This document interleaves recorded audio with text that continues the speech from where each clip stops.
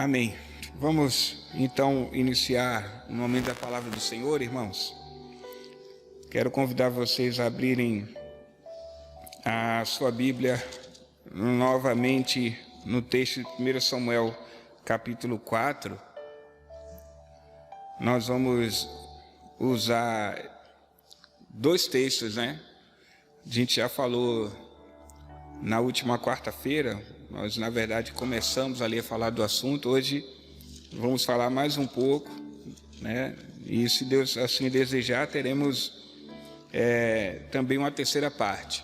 Então, 1 Samuel, no capítulo 4, o texto que estamos usando está a partir do verso 21, que diz assim: mas deu ao menino o nome Icabô, ou Icabode, dependendo da sua tradução, dizendo: foi-se a glória de Israel.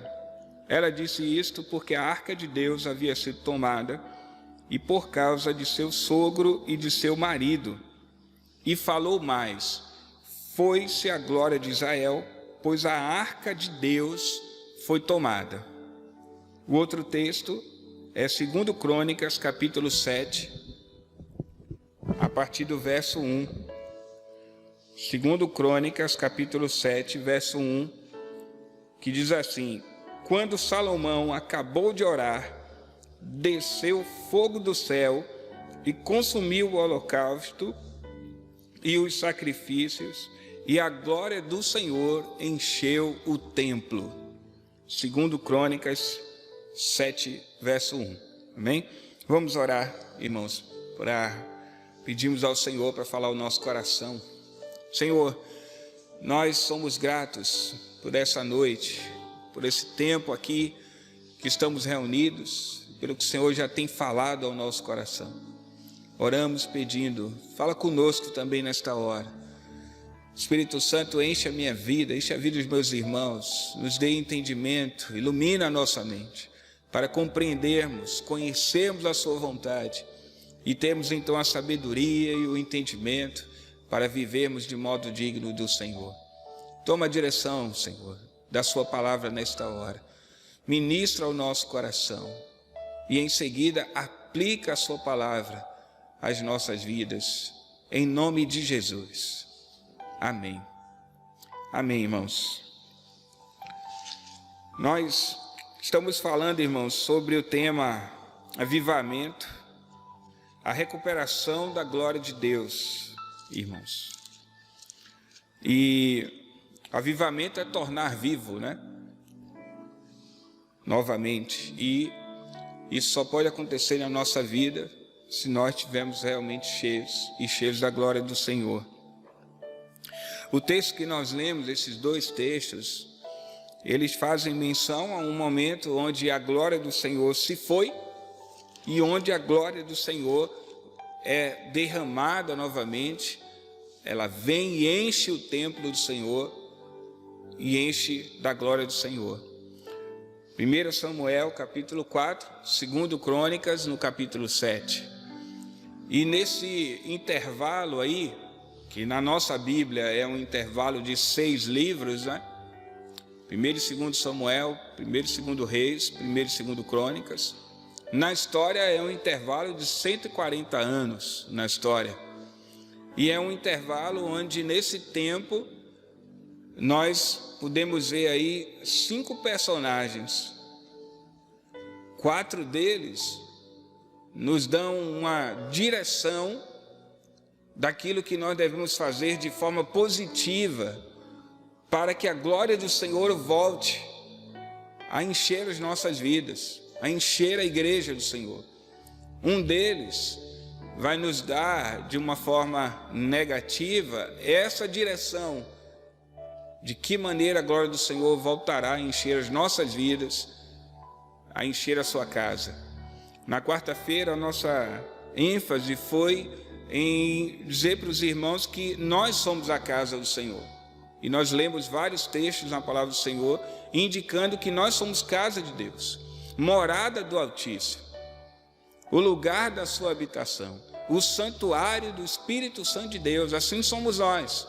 Portanto, tudo que nós falarmos aqui A aplicação que o Senhor deseja fazer ao nosso coração não é para que a glória do Senhor volte para esse espaço aqui, mas a glória do Senhor volte a encher a nossa vida, irmãos. E eu quero que os irmãos prestem atenção, pensem, porque eu creio que ao longo da nossa meditação, os irmãos também irão ver que existem provas de que a glória do Senhor precisa retornar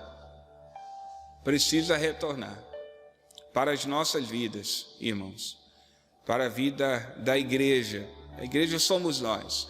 Eu quero destacar isso no início para que os irmãos sempre pensem que nós estamos falando sobre as nossas vidas. A igreja somos nós, a casa do Senhor somos nós.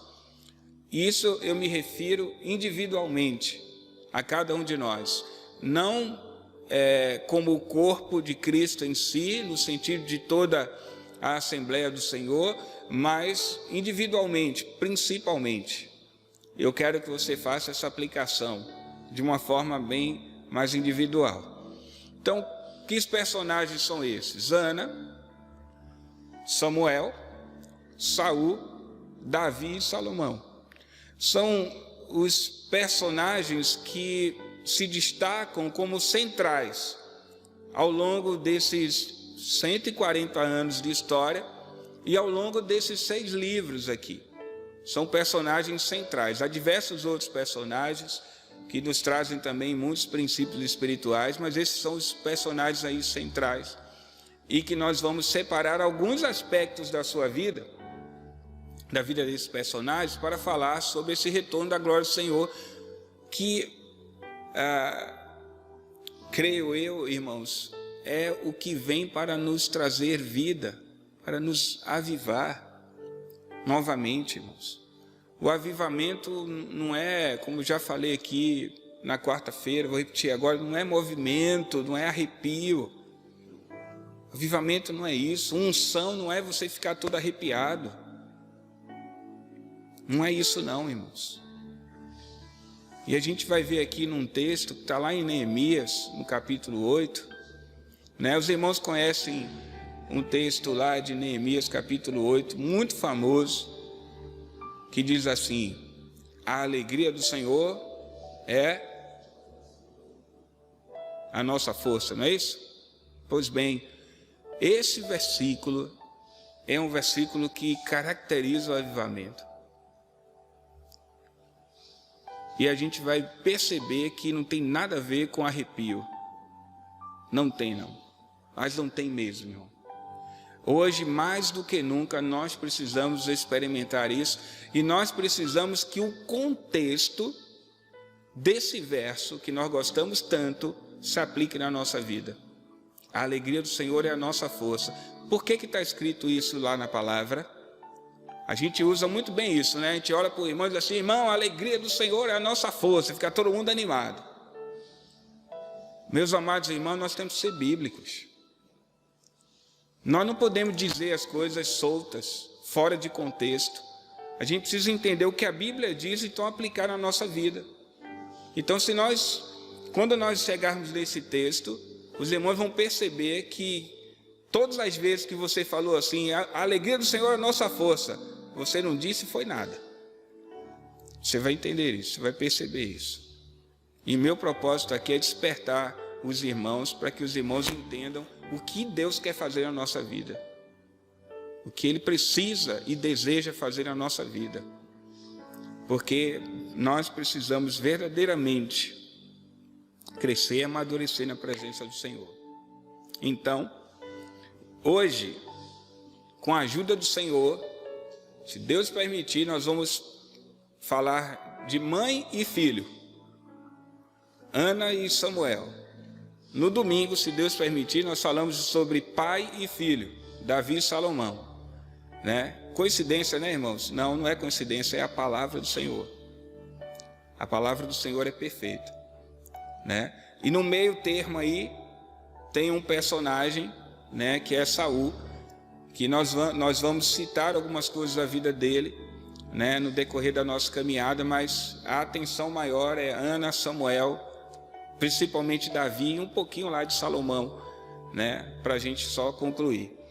Ana, quais são os aspectos que nós vemos na vida de Ana? Quais são os princípios que a palavra do Senhor nos mostra na vida de Ana, que diz respeito a essa recuperação da glória de Deus na nossa vida, diz respeito a esse avivamento que nós precisamos experimentar, irmãos? Quais são os aspectos que nós podemos olhar e enxergar aqui na vida de Ana? Deixa a sua Bíblia aberta em 1 Samuel, no capítulo 1, para que a gente possa ver alguns textos aqui acerca da vida de Ana.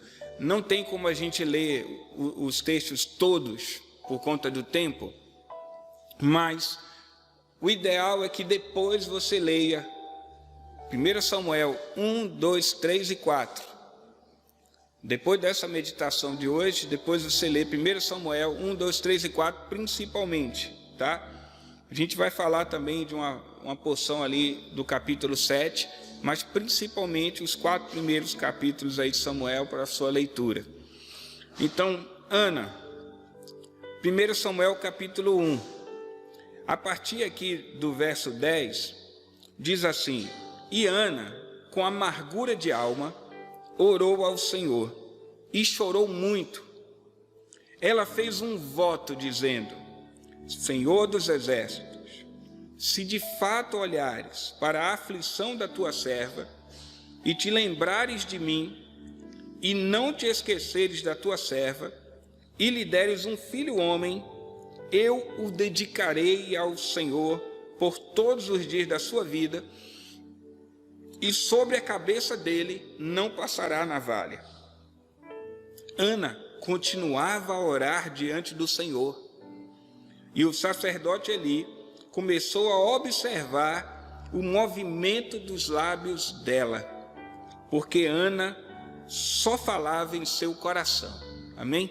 Vamos parar aqui nesse momento, mas para a gente contextualizar aqui, é importante a gente pensar a necessidade do retorno da glória de Deus aqui nessa história, porque a gente vai ver as duas coisas. A gente vai ver esses capítulos mostrarem a necessidade, e a gente vai começar a ver os princípios espirituais que esses personagens nos apontam, que é o caminho que cada um de nós deve percorrer para que a glória do Senhor retorne.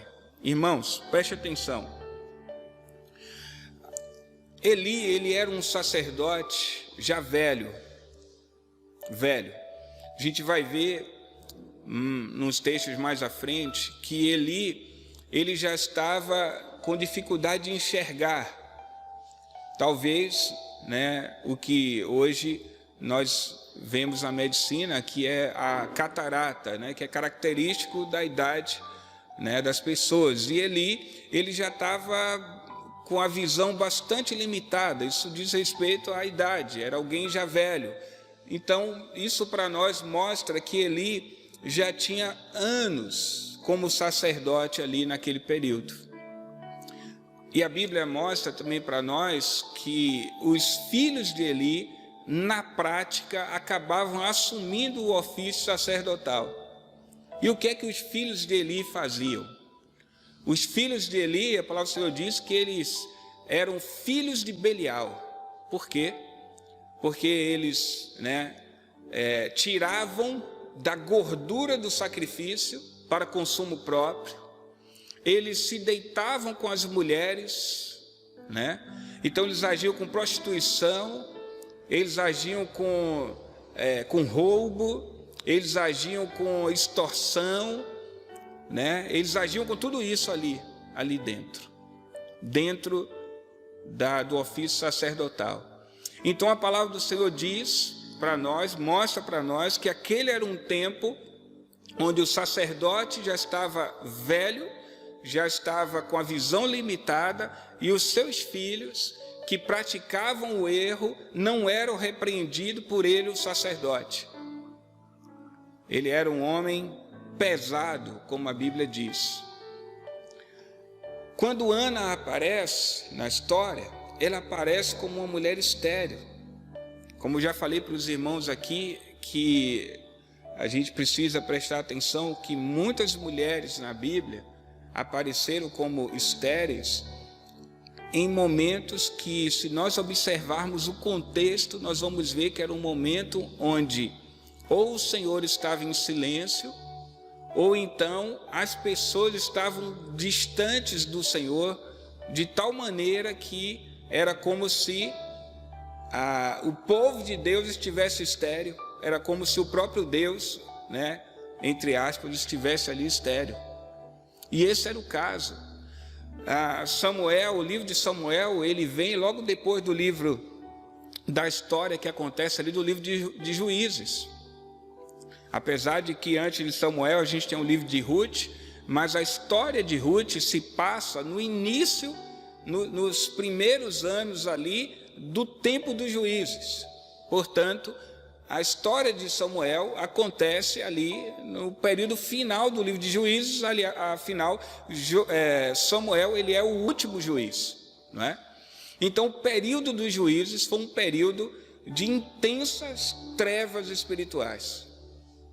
Intensas trevas espirituais. E há ali um texto, a palavra do Senhor, que diz assim, que não havia liderança, não havia governo em Israel. Então, todos faziam o que queriam. Esse era o período de Juízes. E é nesse tempo que Samuel vai surgir. Então, quando Ana, ela começa aqui a orar, nós precisamos perceber que o caminho para o avivamento na nossa vida, para o retorno da glória de Deus na nossa vida, começa quando nós começamos a buscar o encargo do Senhor para a nossa vida.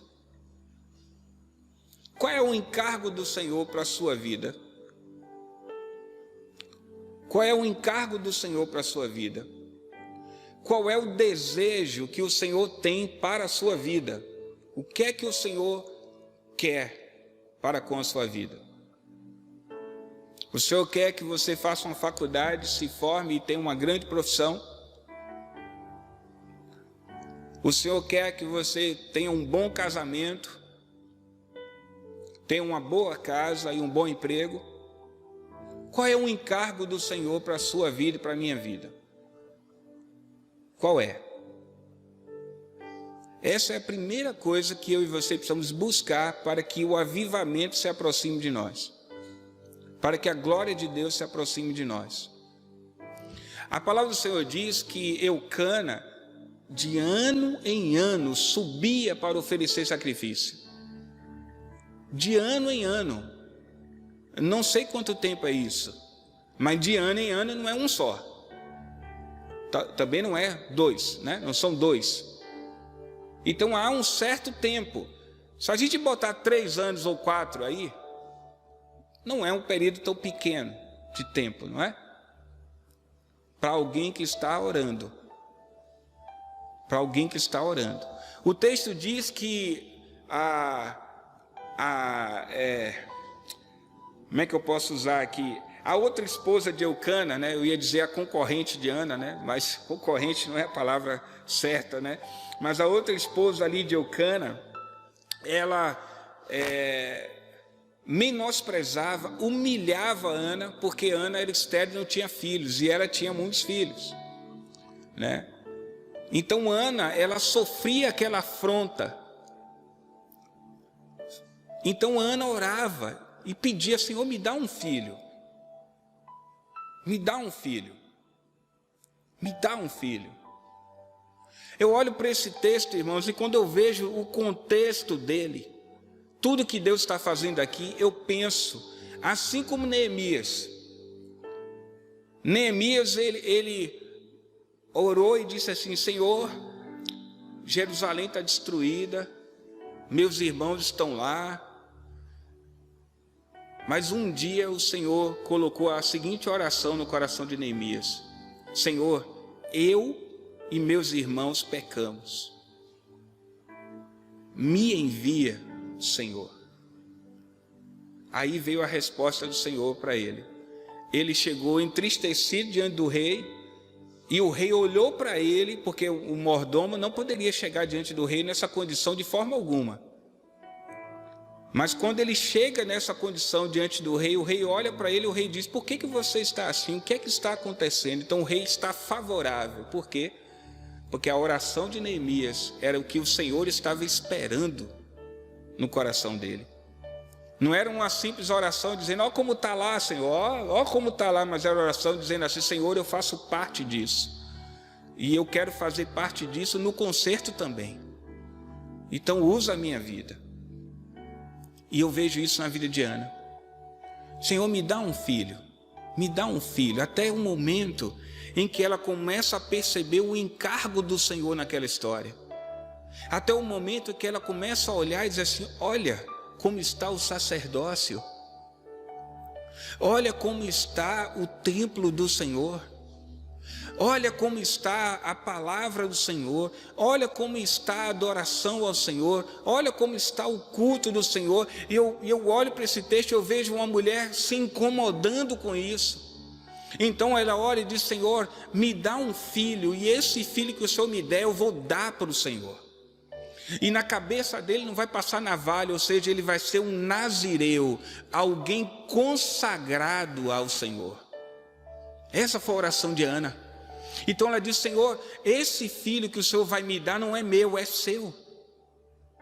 Eu vou entregar para o seu encargo. Eu vou entregar porque o Senhor tem uma necessidade e eu quero ser o seu instrumento para o suprimento dessa necessidade.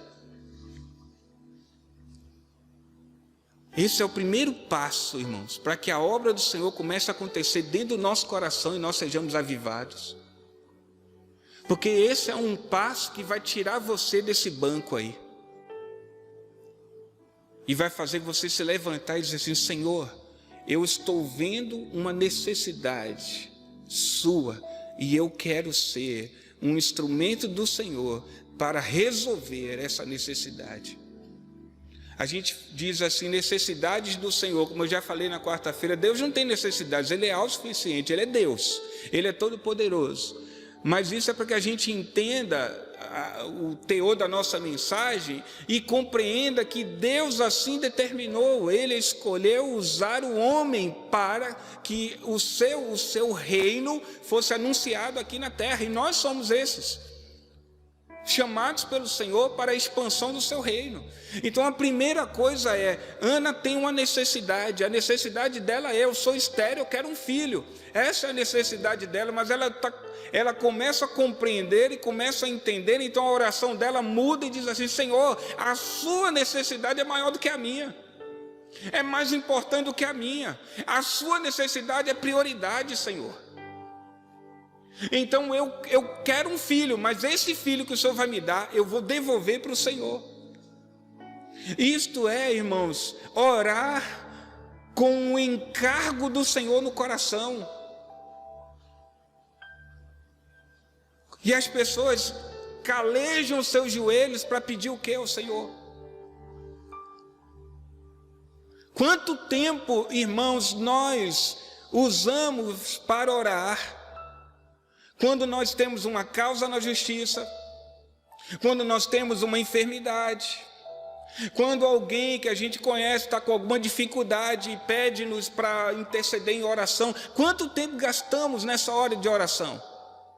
E quanto tempo ou quando na nossa vida nós oramos dizendo assim: Senhor, qual é o seu desejo? Qual é o seu encargo? O que o Senhor tem para a minha vida? Qual é o seu projeto para a minha vida, Senhor? Porque eu quero cumprir o seu projeto para a minha vida. E nessa oração não tem nada a ver conosco, tem tudo a ver com o Senhor. Quanto tempo da nossa vida gastamos nesse sentido? Foi isso que Ana fez. Ao olhar ao seu redor, ela então orou ao Senhor, chorando na presença do Senhor. Então ela disse assim: eu o dedicarei ao Senhor por todos os dias da sua vida. Você que é mãe, que está aqui, o que você sentiu durante o tempo da amamentação? Eu não sei, não tenho como responder isso de jeito nenhum, nem imaginar. Não tenho como, de forma alguma, nem imaginar o que você sentiu nessa hora. mas foi a única coisa que Ana pôde fazer com Samuel, amamentá-lo. Agora eu pergunto para você, depois de amamentar, é mais fácil de entregar?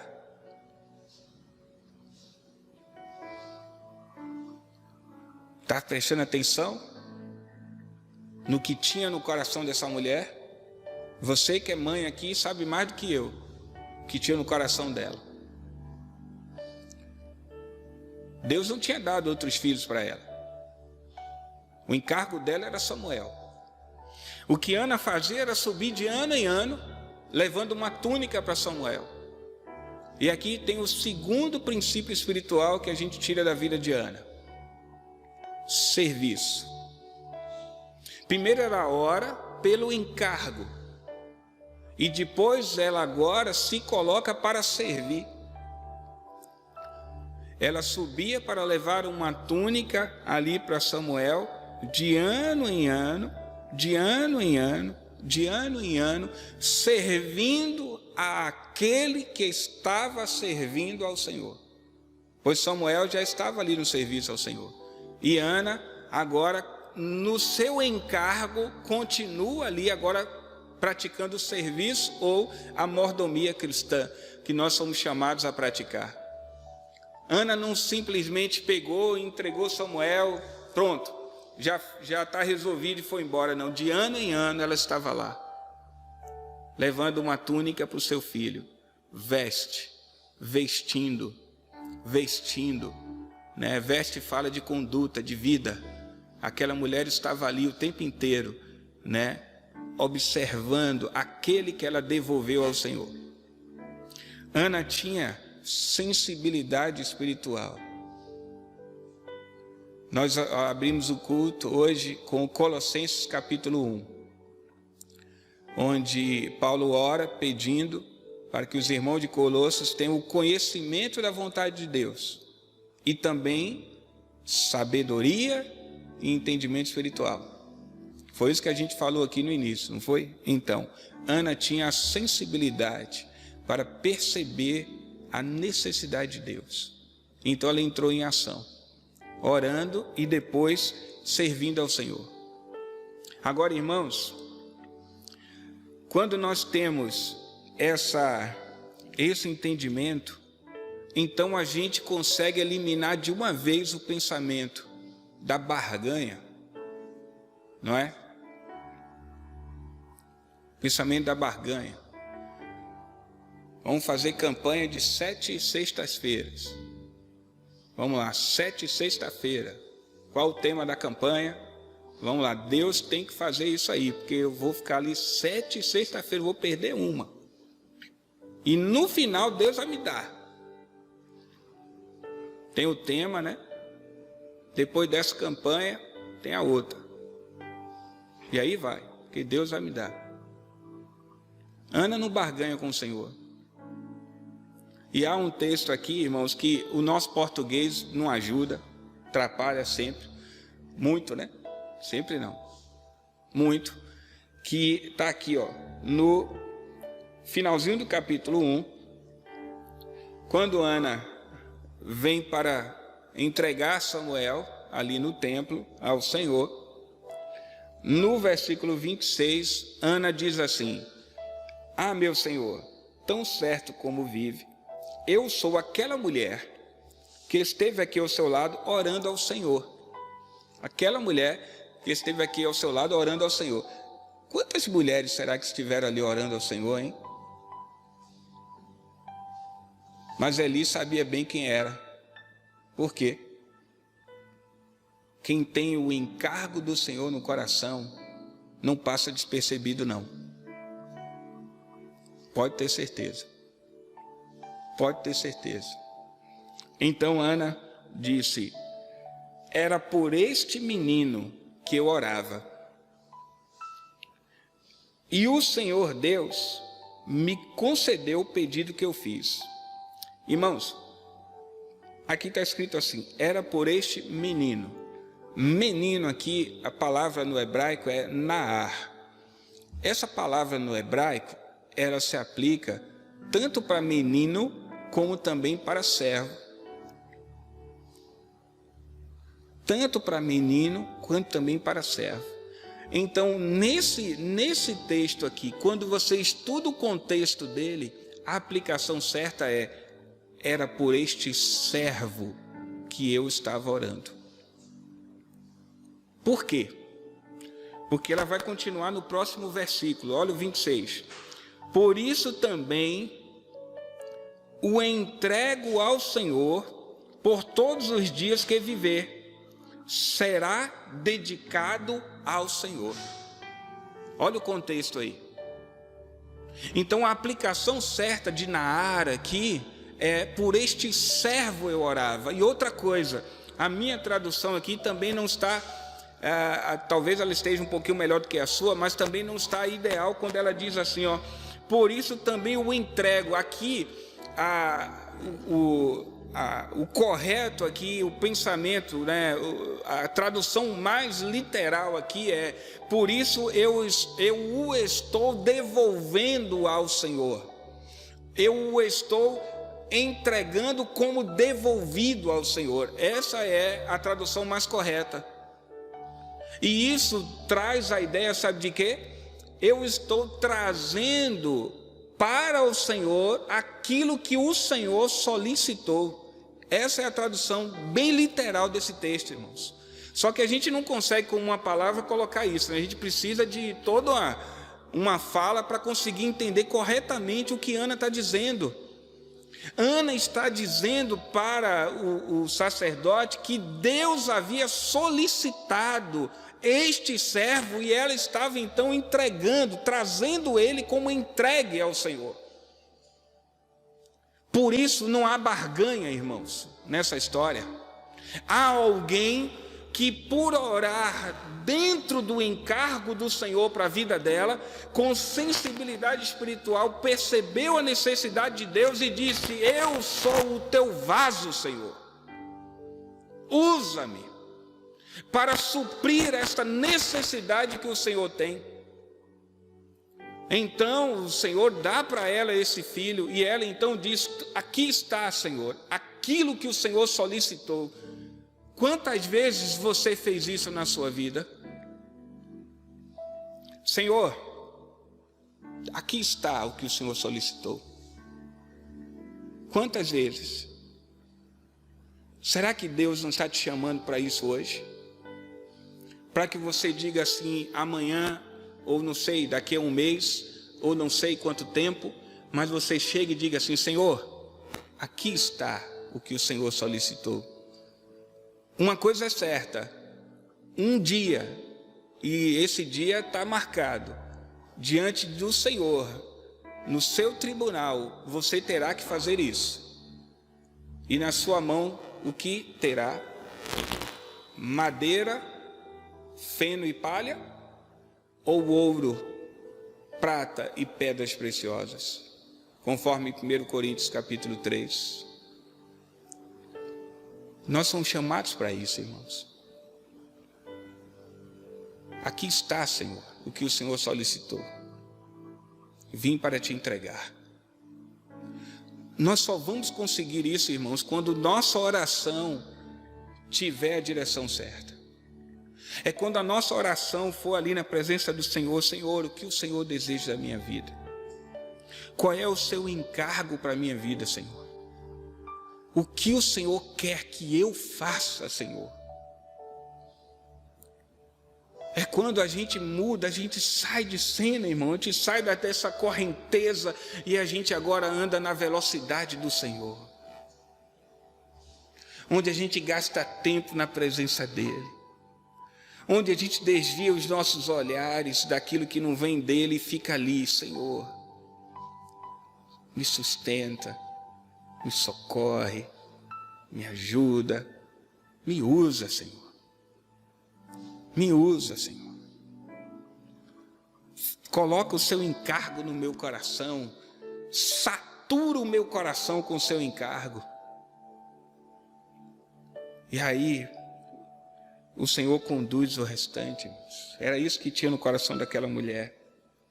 Sensibilidade espiritual. Caminho para o avivamento. O caminho para o retorno da glória de Deus. Percebe, irmãos? que isso tem se perdido na cristandade de hoje? As pessoas vão para a igreja atrás de quê?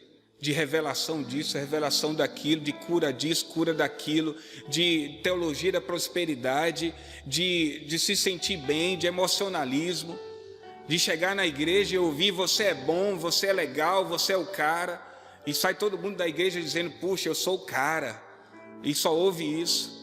Você é o ponto fraco de Deus, e assim por diante. E você, e você entra num culto, a palavra de Deus é aberta e o pregador lê um versículo e depois fecha a Bíblia e acabou. Não tem mais Bíblia na história. Você nem precisa levar sua Bíblia mais para a igreja, porque o cara vai ler lá um versículo só e acabou. Você fecha sua Bíblia e vai embora. Precisamos do retorno da glória de Deus, irmãos. Precisamos de pessoas que querem a palavra do Senhor, irmãos, que querem compreender a Bíblia, irmãos. Eu estava vendo um pastor pregando e ele disse assim: existe uma fala diabólica, ele usou essa expressão, diabólica, no meio da cristandade hoje, de que para uma igreja ser cheia de jovens, precisa ter entretenimento, precisa ter festa, precisa ter atividade, precisa ter isso, precisa ter aquilo outro. E esse pastor virou e falou assim: eu repreendo isso. E ele disse: eu acabei de vir de uma conferência, um final de semana inteiro, 400 jovens sentados na plenária, estudando a palavra do Senhor, durante um final de semana inteiro.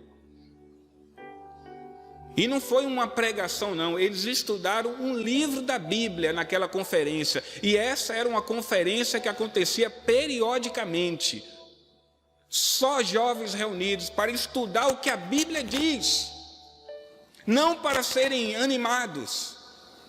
Porque o que salva é a palavra do Senhor, o que liberta é a palavra do Senhor, o que cura é a palavra do Senhor, o que produz vida é a palavra do Senhor. Como ouvirão se não há quem pregue? Como pregarão se não forem enviados? Como crerão se nada ouvirem? É a palavra do Senhor, irmãos. Então fica hoje esse pensamento diabólico no coração de todos. E nós temos que repreender isso. E a glória do Senhor precisa voltar. A glória do Senhor precisa voltar para o nosso coração. Para o nosso coração, irmãos. Então, quando cada um começar a orar e dizer: Senhor, qual é o seu encargo para a minha vida? Se cada jovem dobrar o seu joelho e disser: Senhor, qual é o seu encargo para a minha vida? Esse jovem, eu tenho certeza que vai ouvir uma coisa: eu quero que você me conheça, porque você tem muitos anos pela frente para me fazer conhecido. O jovem precisa conhecer a Deus para fazer Deus conhecido por meio da sua vida. O jovem não precisa ser entretido, não precisa ser animado, precisa conhecer o Senhor, irmãos. Por que que os filhos de Eli, eles eram filhos de Belial, irmãos? Por quê? Sabe o que a palavra diz? Olha o texto aqui. Olha o que o texto diz aqui, ó. Deixa eu achar o verso aqui. Que esse verso eu não tinha separado.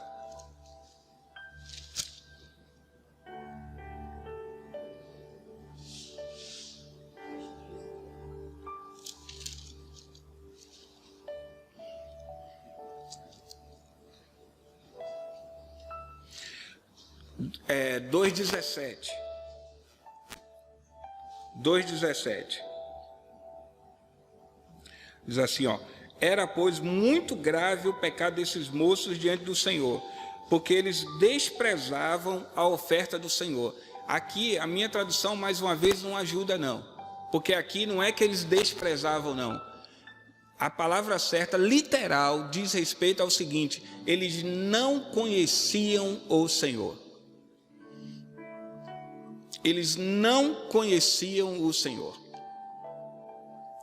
Quem conhece ao Senhor vai fazer o que está aqui, ó, no verso 22. Quem conhece o Senhor vai fazer isso. Os filhos de Eli se deitavam com as mulheres que serviam à porta da tenda do encontro. Sabe o que é a tenda do encontro, irmãos? A tenda do encontro era o lugar onde Moisés entrava e a nuvem do Senhor descia e o Senhor falava face a face com Moisés. Era diante dessa tenda que esses moços se deitavam com as mulheres. Quem conhece o Senhor não faz isso. Não faz isso. Como é que eu conheço o Senhor? Hoje só tem um caminho. É conhecer a sua palavra, porque é ela que vai me mostrar quem o Senhor é. Sendo assim, nós vamos para o segundo personagem de hoje, que é Samuel. E o princípio espiritual que nós vamos destacar, que nós já estamos falando, é a centralidade da palavra do Senhor. Nós vemos na vida de Samuel. 1 Samuel capítulo 3, olha o que o texto diz aí. Olha o que o texto diz aí. O menino Samuel servia o Senhor diante de Eli. Naqueles dias, a palavra do Senhor era como? Muito rara. Na minha tradução, muito rara. Não estou falando de hoje não, irmãos, viu? Aqui é o texto que está falando do tempo de Samuel, não é o tempo de hoje não. Porque hoje a palavra está rara. Mas é lá no tempo de Samuel que está o texto. A glória do Senhor precisa retornar. As pessoas precisam, os púlpitos precisam ser usados para que a Bíblia fique aberta na mão das pessoas enquanto elas estão aí. Para que elas olhem e vejam o que a Bíblia está dizendo, e não aquilo que eu vou dizer a partir do texto que eu li. Mas é o que a Bíblia diz. O que é que a Bíblia está dizendo aí, irmãos? Que naquele tempo a palavra era muito rara. Naqueles dias a palavra do Senhor era muito rara. As visões não eram frequentes. No ministério de Samuel, a palavra do Senhor voltou a ser a palavra do Senhor. Samuel começou a ser novamente ouvido. Olha aí, o último versículo do capítulo 3 aí. O versículo 1 começa dizendo o quê? Que a palavra era o quê? Muito rara. O verso 21 diz o quê? O Senhor continuou a aparecer em Siló, porque em Siló o Senhor se manifestava a Samuel por meio da palavra do Senhor. Como é que o Senhor se manifestar? Por meio da sua palavra. E a palavra do Senhor precisa voltar a ser o centro das nossas vidas, irmãos. A palavra do Senhor precisa voltar a ocupar o espaço que ela deve ocupar no nosso coração. Senhor, eu guardei no meu coração a tua palavra para não pecar contra ti. Senhor, quão preciosos são os seus preceitos. Seus mandamentos são mais puros do que o ouro refinado de Ofir, são mais doces do que o mel. Irmãos, não sou eu que sou mais raro do que o ouro puro de Ofir, não, é a palavra do Senhor.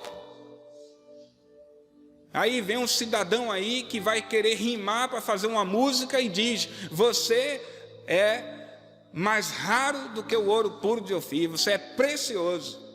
Aí você diz assim: eu sou. Coisa nenhuma, a palavra de Deus é mais preciosa do que o ouro puro de Ofir. A palavra do Senhor. Então eu preciso olhar para a palavra, e quando ela me diz que é isso, então eu vivo. E eu repreendo aquilo que ela não diz. E ela não diz que eu sou mais raro do que o ouro puro de Ofir. Ela não diz. Ela sim é mais rara, mais preciosa do que o ouro puro de Ofir. Ela sim é.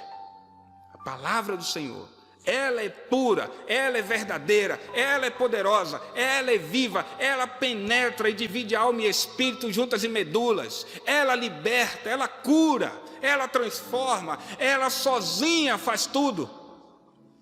A palavra do Senhor, e eu sem ela nada sou, eu sem o Senhor nada sou, nós nada fazemos, é o Senhor quem tudo faz, irmãos. Nós somos meros instrumentos na mão do Senhor. Só isso. E isso quem nos mostra é a palavra do Senhor. Então ela precisa voltar a ser o centro das nossas vidas. Porque o Senhor, Ele vai voltar a falar e vai voltar a falar por meio da sua palavra. Uma palavra que era rara e que por ser rara, as visões também eram raras. Que visões são essas aqui, irmãos? Que visões são essas aqui? Não é esse contexto que a gente ouve hoje, não. Mas é a visão da glória de Deus, é a visão da vontade do Senhor, é a visão do reino de Deus. Paulo diz lá em Atos capítulo 26, ele diz para o rei, ele diz assim, ó rei, eu não fui desobediente à visão celestial. Qual é a visão celestial, irmãos? Você precisa estudar a vida de Paulo para você entender qual é a visão celestial. Quando ele chega lá no livro de Efésios, ele diz que o grande mistério foi revelado, Cristo e a igreja. Esta é a visão celestial, Cristo e a igreja. E é o que vai fundamentar o ensino de Paulo, Cristo e a igreja. Não são essas visões que a gente vê por aí falando, que não glorifica o nome do Senhor, que não nos conduz aos pés do Senhor, não nos leva a chorar na presença do Senhor, irmãos. A palavra do Senhor precisa voltar a ser o centro da nossa vida.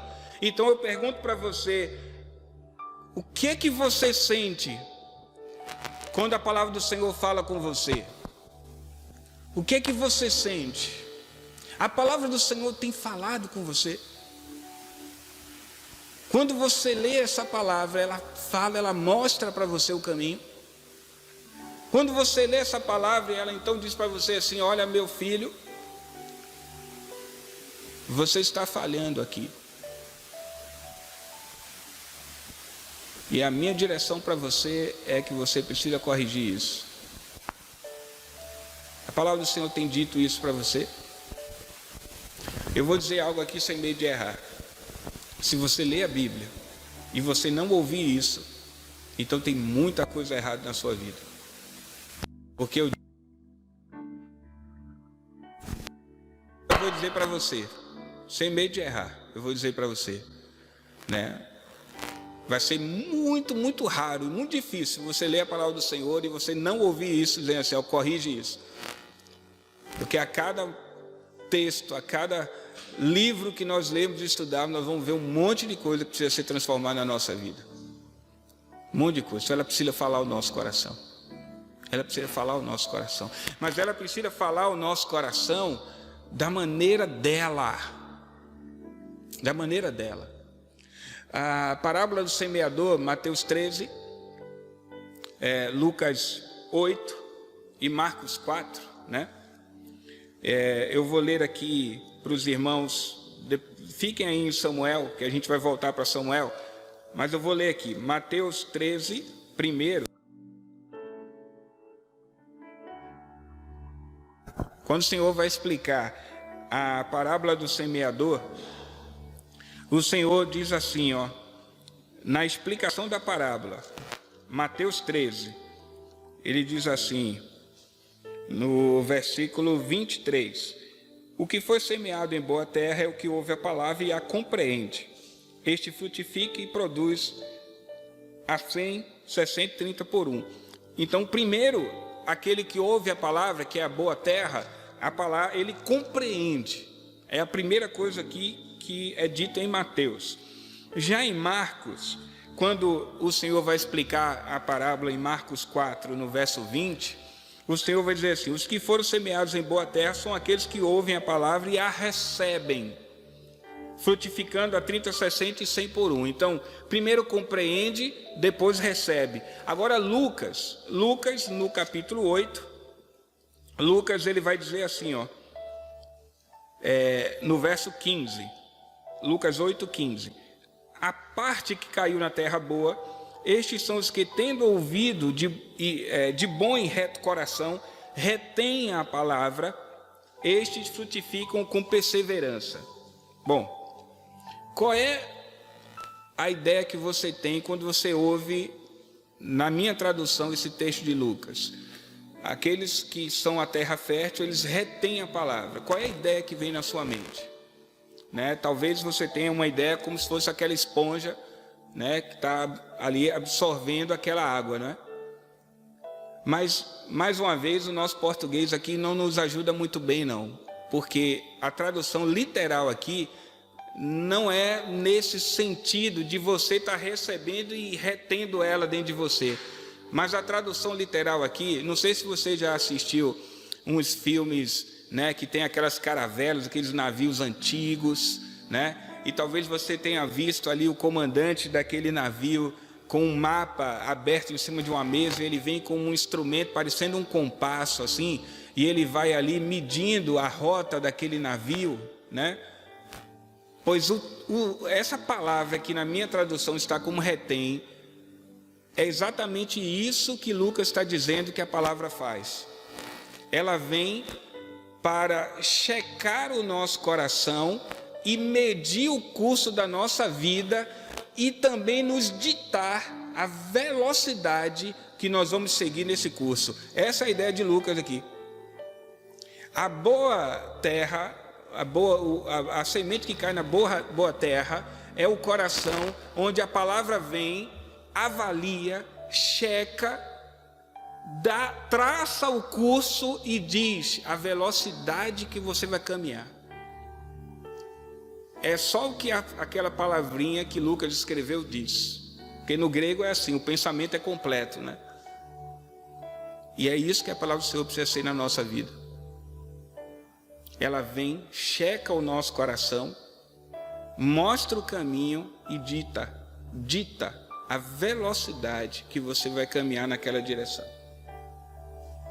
Isto é centralidade da palavra de Deus na nossa vida. Aí, se você ouve uma palavra que revela, que checa o seu coração,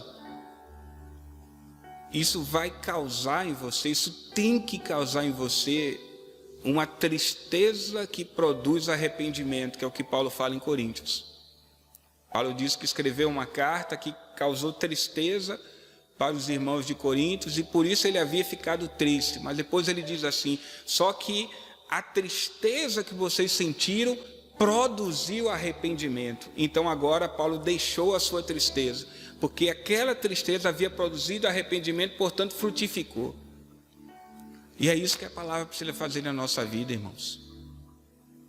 Aí eu falei para vocês mais cedo, né, do texto de Neemias 8. Abra sua Bíblia agora sim, lá em Neemias 8, deixe marcado Samuel, que a gente vai voltar para lá.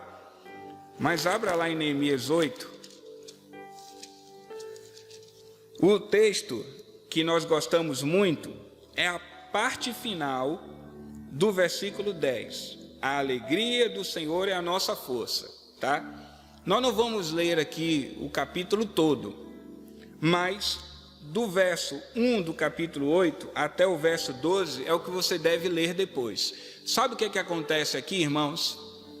Esdras, ó, versículo 1 aí, ó. Versículo 1 do capítulo 8 de Neemias. Se você não está achando, ó, Esdras, Neemias, Esther, Jó. Então você abre em Salmo, volta a Jó, volta a Esdras, Neemias. Esdras, Neemias, Esther, Jó. Volta Esther, Neemias, tá? Salmo, Jó, Esther, Neemias, de trás para frente. Bom? Então, Neemias, no capítulo 8, no verso 1, olha o que está dizendo aí, ó. Quando chegou o 7º mês, os filhos de Israel já estavam morando nas suas cidades. Todo o povo se reuniu como um só homem na praça, diante do portão das águas. E pediram a Esdras, o escriba, que trouxesse o livro da lei de Moisés, que o Senhor havia ordenado a Israel. Esdras, então, sobe num púlpito nessa praça e ele começa a ler o Pentateuco. Ler. Irmãos, aqui no nosso contexto, que não é só aqui no nosso meio, mas em vários lugares, né? O culto termina 8. Então, quando dá 10 para as 8, aí o pessoal já começa a olhar para o relógio e já começa a analisar a mensagem do pregador para saber se ele está no final da história ou se ele está no meio. 10 para as 8.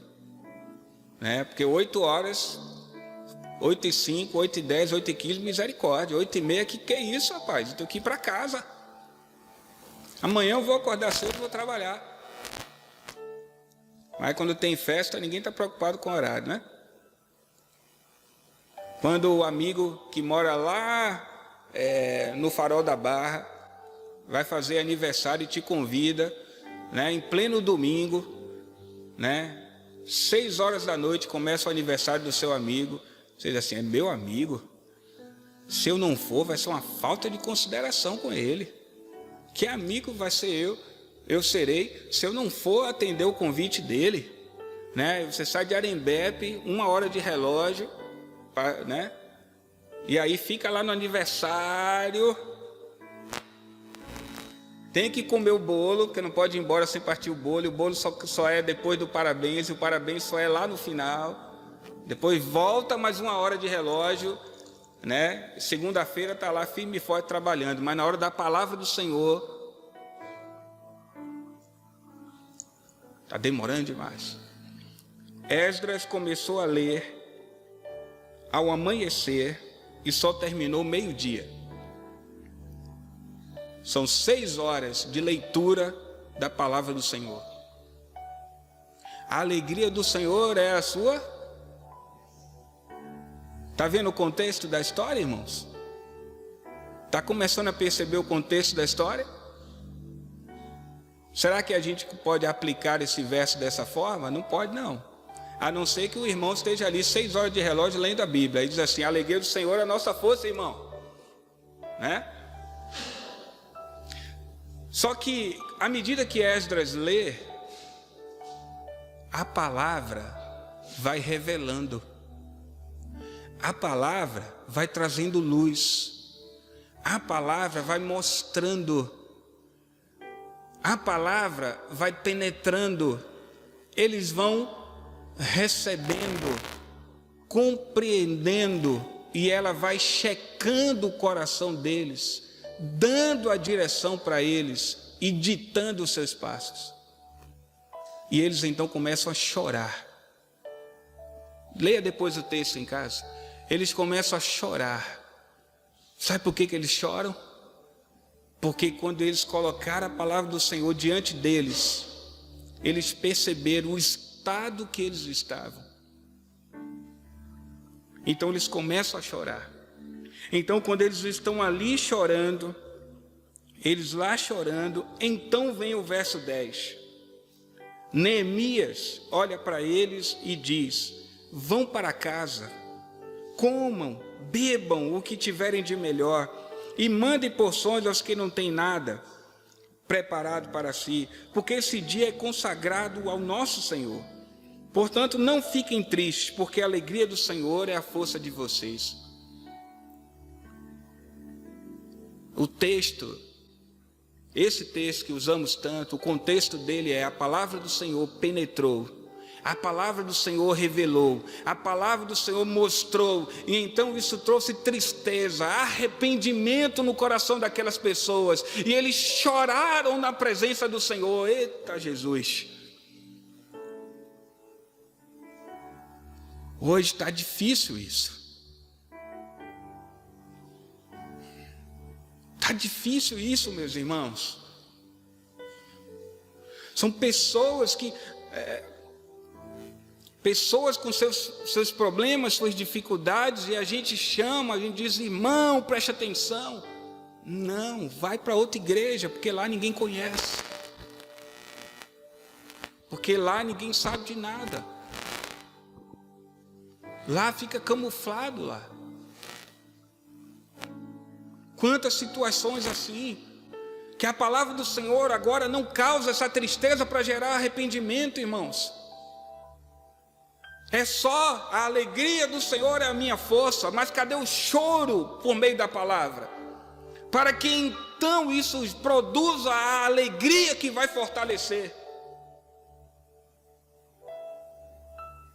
A palavra do Senhor precisa ser o centro da nossa vida e ela precisa checar a nossa vida para mostrar para nós tudo aquilo que o Senhor deseja fazer na nossa vida. Porque todos nós, sem exceção, e não há nenhum homem na face dessa terra que não precise de uma faxina do Espírito Santo. Não existe hoje, pisando nessa terra, um homem que diga que não precisa de uma faxina do Espírito Santo. Quem disser isso é mentiroso. Porque todos nós precisamos que o Espírito Santo trabalhe na nossa vida até o último suspiro nosso. E Ele faz isso por meio da sua palavra, Ele faz isso pelas circunstâncias que nós vivemos. O segundo ponto que nós vemos aqui na vida de Samuel, ainda aqui no capítulo 3, lá de 1 Samuel, no verso 2 está dito assim: certo dia o sacerdote Eli, cujos olhos já começavam a escurecer-se, a ponto de não poder ver, estava deitado no lugar de costume. Também Samuel estava deitado no templo do Senhor. Percebeu? Quem é o sacerdote aqui? Onde é que o sacerdote estava deitado? No seu lugar de costume. Onde é que Samuel estava deitado? No templo do Senhor. Samuel estava deitado no lugar da presença do Senhor. Eli estava deitado no lugar de costume. Cuidado que nós vamos ter com a nossa vida. Senão a nossa vida cristã vai se tornar um costume. E nós então iremos nos deitar naquele costume e não na presença do Senhor. Iremos nos acostumar com aquilo, com aquilo, com aquilo. E deitaremos ali e lá dormiremos. E não na presença do Senhor. É o texto lá de Laodiceia. Eu já preguei tantas vezes para os irmãos em Apocalipse 3. Quando o Senhor Jesus diz assim: você não é quente, você não é frio, você é morno. E eu estou pronto a vomitar-te da minha boca. Quem deras fosse frio ou quente. E eu já expliquei para os irmãos, que ali, o frio ali não é o que o jargão cristão diz, né? Esse irmão aí está frio, e o outro está quente porque está pulando e saltando, e o irmão que está sentadinho lá está frio. Não é nada disso. Ali existe todo um contexto para mostrar que aquela igreja, a sua caminhada a levou a não ser nem fria e nem quente. Fria no sentido de ser aquele que sacia a sede. Quente no sentido de ser aquela que cura, que liberta. Porque as águas quentes são águas medicinais. Águas geladas são águas que saciam a sede. Mas o morno sacia a sede? O morno cura? Não. Então Jesus disse que aquela igreja, o caminhar dela, a caminhada dela, a levou para longe dele. E ela perdeu a sua essência. Porque o contexto de que Jesus escreve ali, que Jesus coloca aquele texto, né, escrito ali por João, é que as cidades eram abastecidas por aquedutos que conduziam a água. E Laodiceia ficava entre Herápolis e Colossos. Colossos tinha águas geladas e Herápolis tinha água quente. E essas duas cidades forneciam água para Laodiceia. Só que o percurso que essa água fazia, de fria para morna, de quente para morna. Então Jesus está dizendo, o percurso da sua vida te levou para onde? Para esse lugar, mornidão. Eli, lugar de costume. Samuel, presença do Senhor. Onde é que a gente está se deitando? Onde é que nós estamos deitando nossa vida? Você quer o retorno da glória de Deus? Não é no lugar de costume. É na presença do Senhor. É a centralidade da sua palavra. E a presença do Senhor na nossa vida. Onde é que tem a presença do Senhor, irmãos? Onde é que a presença do Senhor está? Enumere aí. Enumere aí. Onde é que a presença do Senhor está? Não está em um lugar só, não é? Então, se eu quero a presença do Senhor, eu vou estar onde? Aonde Ele está. Aonde Ele está. Tem culto, a presença do Senhor vai estar lá? Estou lá também. Tem culto na minha casa, a presença do Senhor está lá? Estou lá. É isso que eu vou fazer. Eu vou buscar o Senhor enquanto se pode achar. Eu vou invocá-lo enquanto está perto. E Ele será achado. Então, Samuel estava onde o Senhor estava. Estava na presença do Senhor. Então esse é o nosso lugar. Você quer avivamento? Você quer a glória do Senhor? Então você tem que estar onde Ele está. Continuando aí no texto, irmãos. Samuel estava deitado no templo do Senhor, onde estava a arca da aliança, né? Antes, olha esse verso aqui, irmãos. O final desse verso. Antes que a lâmpada de Deus se apagasse. Esse verso é muito importante para nós. O texto diz que os olhos de Eli já estavam escurecendo. Já estavam escurecendo os olhos de Eli. Verso de número 2. E o final do verso 3, antes que a lâmpada do Senhor se apagasse. Está vendo? Lâmpada. Lâmpada, na tipologia bíblica, faz referência a testemunho do Senhor. Nós somos a igreja do Senhor. Mateus capítulo 5 diz que nós somos o quê? Nós somos o sal dessa terra e luz do mundo. Não se pode acender uma candeia e colocar debaixo do velador, não é isso? Mas coloca num lugar alto para quê? Para que ela ilumine. Testemunho do Senhor. Olha o que o Senhor está dizendo, irmãos. Olha que coisa aqui tão grave que o Senhor mostra nesse texto. E isso mostra para nós a necessidade desse retorno da glória do Senhor nos nossos dias. Porque o testemunho do Senhor estava se apagando. Olha a sensibilidade de Ana, irmãos, para compreender a necessidade do Senhor e para buscar o encargo do Senhor para a vida dela.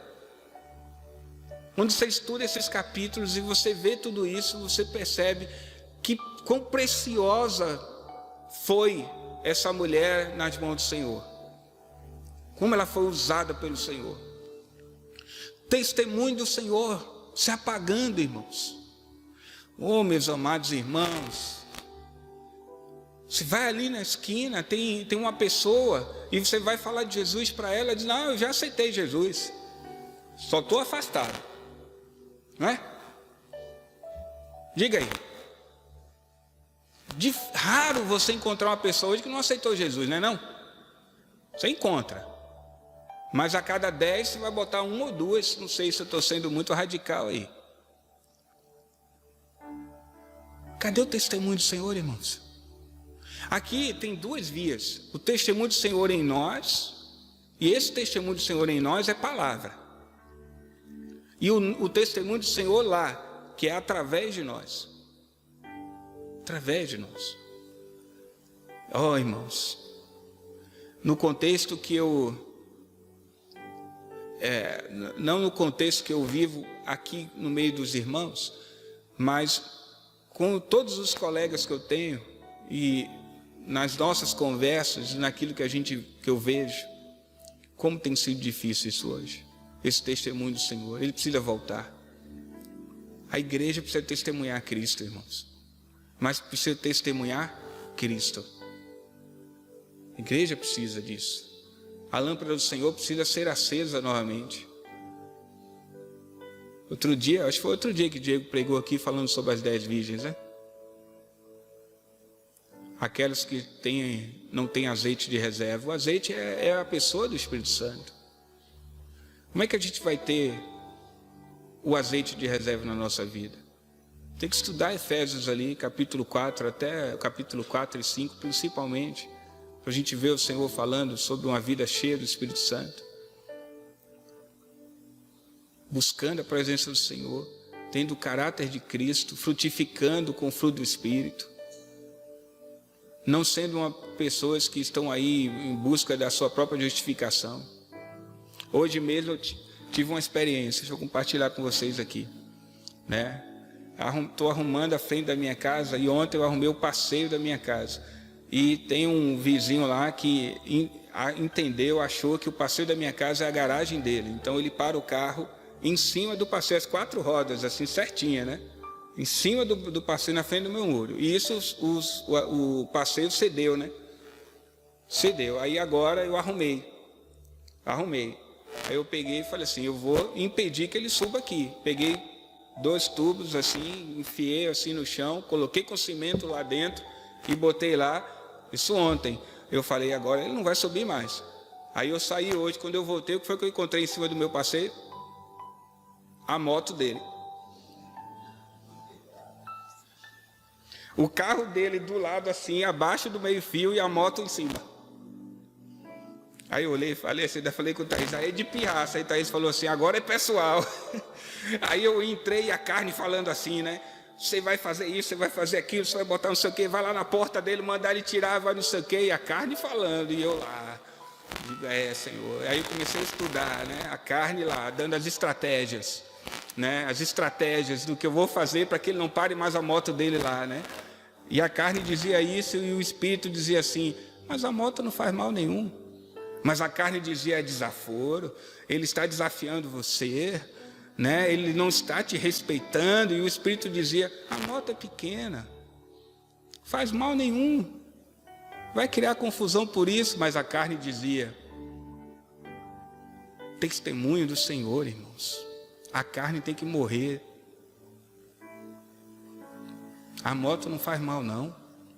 O carro fazia porque estava cedendo o passeio, mas a moto não faz mal não. Para lá a moto, só não pode parar o carro, para não ceder o asfalto, mas o passeio. Mas para a moto lá, não tem problema, irmãos. Tem problema, porque ele sabe. Lá na rua, todos sabem que eu sou pastor. Qual é o testemunho que eu vou dar? Não. Precisei ali arrumar e colocar ali os tubos para ele não subir com o carro? Sim, isso era necessário. Mas não vou entrar na briga com ele, não. Não vou perder meu tempo com isso. Esse é um aspecto desse testemunho que nós precisamos dar. E eu estou contando isso para quê? Para chamar a sua atenção para o seguinte. A carne precisa perder. A carne precisa ser subjugada. E eu preciso ter o discernimento para entender quando ela está tentando contra o meu espírito. Porque o testemunho do Senhor não pode se apagar. A lâmpada do Senhor. Lâmpada do Senhor. Olha aí. 1 Samuel 3. O finalzinho do verso 3 para você anotar aí. Antes que a lâmpada de Deus se apagasse. Testemunho do Senhor. Agora, o que é que aconteceu antes da lâmpada se apagar? O Senhor chamou o menino ou o servo. A palavra se aplica às duas coisas. O Senhor chamou. E o que foi que aconteceu? Samuel respondeu. E aqui é um outro princípio que eu vou apenas citar para a gente poder encerrar. Tem mais um ponto só para a gente fechar aqui. E esse eu vou só citar, né? Os irmãos depois podem ler que isso aconteceu por 3 vezes. Nas 2 primeiras, Samuel foi lá para Eli, né? E aí no final Eli diz assim, quando você ouvir novamente, diga assim, fala Senhor, que o teu servo ouve. Então, no versículo 10... Samuel ouve mais uma vez o Senhor chamando, então ele diz, fala, que o teu servo ouve. Quantas vezes você fez essa oração? Só isso. Você sentou na presença do Senhor e disse assim: fala, Senhor, que o teu servo ouve. E fez silêncio. Lâmpada, testemunho, centralidade da palavra. Ouvir a voz do Senhor. Ouvir a voz do Senhor. E para a gente fechar aqui, né?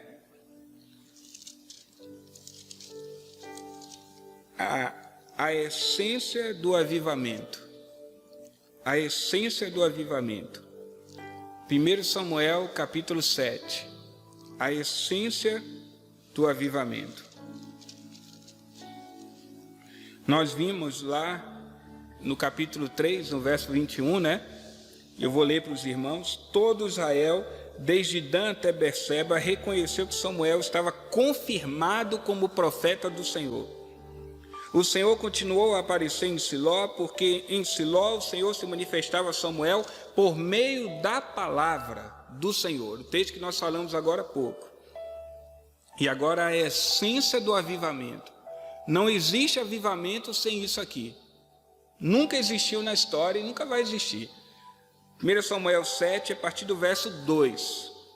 Acompanhe aí na leitura, por favor, irmãos. Desde aquele dia, a arca que ficou em Kiriat Jearim, e tantos dias se passaram, que chegaram a 20 anos. E toda a casa de Israel dirigia lamentações ao Senhor. Lembrando que a arca da aliança representa sempre a presença do Senhor, não é? Samuel falou a toda a casa de Israel, dizendo, olha, palavra, certo, irmãos?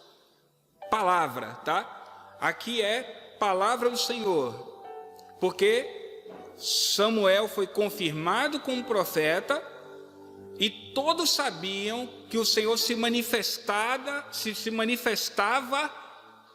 através da vida de Samuel por meio da sua palavra. O texto lá de 1 Samuel 3, 20 e 21, certo? Então olha aqui o que Samuel vai dizer.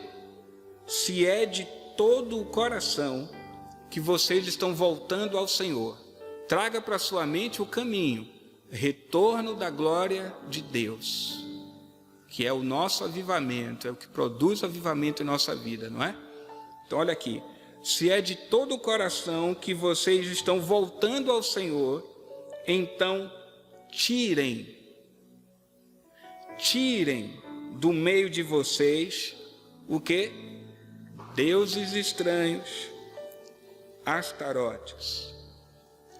Preparem o coração ao Senhor e sirvam somente a Ele. Ele livrará vocês das mãos dos filisteus. Então os filhos de Israel tiraram do seu meio os Baalins e os Astarotes e serviram só ao Senhor. Destacando que aqui, Baalins, Baal quer dizer Deus, Deus estranho. Baalins quer dizer deuses, no plural, né? No caso aqui, falsos deuses, né? Então, o povo de Israel tirou do seu meio todos os falsos deuses e todos os astarotes e serviram somente ao Senhor. Isso é avivamento e isso é glória de Deus enchendo nossa vida. Não tem avivamento sem isso. Não tem. Pode falar o que for aí, pode pular, saltar, correr, subir pelas paredes, dar cambalhota, suar até não ter mais suor no corpo, pode fazer tudo isso, mas se não tiver arrependimento, não tem avivamento. Não tem, só tem depois disso aqui. E olha, irmãos, eu vou preparar um momento para a gente falar mais profundamente sobre isso, mas há um ponto aqui muito importante nesse verso de número 3. Quando o Senhor diz assim, quando Samuel diz, né? Prepare o coração ao Senhor e sirva somente a Ele. Ele, o Senhor, livrará vocês das mãos dos filisteus. Você sabe o que os filisteus representam na tipologia bíblica, irmãos? Os filisteus representam a imitação da espiritualidade. Porque os filisteus, eles trilharam o mesmo caminho que o povo de Israel. Eles também eram escravos no Egito e saíram de lá. E eles também saíram do Egito para Canaã. Só que eles não passaram pelas duas águas. Sabe o que significam as duas águas? Mar Vermelho, batismo, identificação com Cristo e inserção no seu corpo. Mar Vermelho. E o Jordão, sabe o que significa? Jordão, quebrantamento. O Jordão significa descer. Significa se humilhar e se quebrantar. Duas águas o povo de Israel passou para entrar em Canaã. Por isso muitos caíram lá no deserto e não entraram, né? Porque não houve quebrantamento. Os filisteus não passaram pela inserção, através do batismo, pela identificação com Cristo, e também não passaram pelo quebrantamento, imitação espiritual. E Deus diz aqui, ó, que coisa, fica tão profundo o texto quando você tem essa leitura, porque o texto, vou ler novamente para a gente fechar. Se é de todo o coração que vocês estão voltando ao Senhor, olha a afirmação a condição, né, que Samuel coloca, se é de todo o coração, tão importante isso para nós, tão importante a sinceridade do nosso coração perante o Senhor, nós não podemos enganá-lo, né? Então, se é de todo o coração que vocês estão voltando ao Senhor, então tirem do meio de vocês os deuses estranhos e preparem o coração ao Senhor. Está vendo o processo? Prepare o coração ao Senhor e sirvam somente a Ele. Irmãos, você está somente tirando os deuses, olhando para o Senhor e servindo. E o que é que Ele vai trazer para você? Ele vai livrar você dos filisteus, ou seja, Ele vai livrar você da imitação, da espiritualidade vazia. Ele vai livrar você desse pseudo-evangelho ou pseudo-avivamento. Ele vai fazer isso, né? Então, os filhos de Israel fizeram. Os filhos de Israel fizeram. Eles ouviram a palavra, eles reteram a palavra checou o coração deles, mostrou para eles os deuses estranhos que eles tinham que tirar, e eles foram lá e fizeram. Aí você, não sei se a sua Bíblia tem aí um subtítulo, depois do verso 4 aí, qual é o subtítulo que aparece na sua Bíblia aí? Os filisteus foram vencidos. Foram vencidos. Ou seja, vem a glória de Deus de volta. Vem um avivamento novamente. E você começa a experimentar mais de Deus na sua vida. E você sai daquele marasmo, você sai daquela mornidão, você sai daquele lugar, porque você começa a entender o agir de Deus na sua vida. Porque você começa a orar ao Senhor, e você está orando pelo encargo do Senhor, não é pelo seu. E você começa a ter a sensibilidade para perceber a necessidade de Deus, e você então se prontifica, se coloca à disposição do Senhor, e o Senhor então usa você, e você começa a servir ao Senhor, como Ana fez. E então agora esse teu serviço, que é Samuel, traz a centralidade da palavra para a sua vida. E a palavra começa a ser o centro da sua vida, começa a ditar a sua caminhada. E agora então você começa a testemunhar o Senhor nesse mundo. E agora a imitação espiritual é retirada da sua vida, e você vive uma vida espiritual na presença do Senhor. Então você começa a desfrutar e experimentar mais de Deus e crescer na presença do Senhor, irmãos. E o mundo então vê que Jesus é o Senhor das nossas vidas. Amém? Passos que nós precisamos dar, irmãos. Então que você grave isso. Que você grave isso. e que você trilhe esse caminho para que a glória do Senhor volte para a sua vida, para que a glória do Senhor volte para a igreja dele. Nós somos a igreja dele e nós vamos buscar isso para a nossa vida, irmãos, em nome de Jesus. Então a gente vai passar aí, a gente vai pegar Saul para a gente colocar um princípio ali importante que é um link aqui que a gente vai fazer dentro do que está aqui, que a gente estudou hoje, e vamos falar sobre Davi e Salomão, se Deus permitir, né? É algo que a gente tinha que passar um bom tempo aqui estudando, né? Mas se Deus permitir, domingo o Senhor vai trazer uma palavra que a gente vai conseguir entendê-la e a gente vai ter um fechamento em nome de Jesus. E que o Senhor fale mais ao nosso coração, irmãos.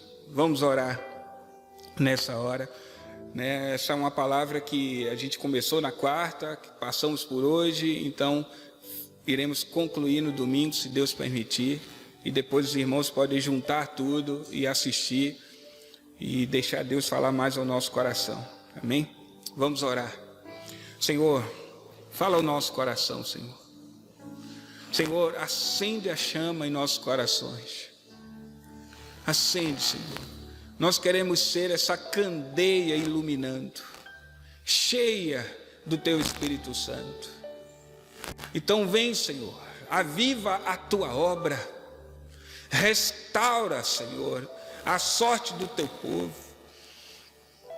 derrama a Tua glória e enche a Tua casa que somos nós, em nome de Jesus, Pai, e usa as nossas vidas. Nós queremos nessa hora, assim como Ana, Senhor, queremos orar, buscando o encargo do Senhor para nós, o desejo do Senhor para nós, e nos colocando ao Teu dispor para servi-lo.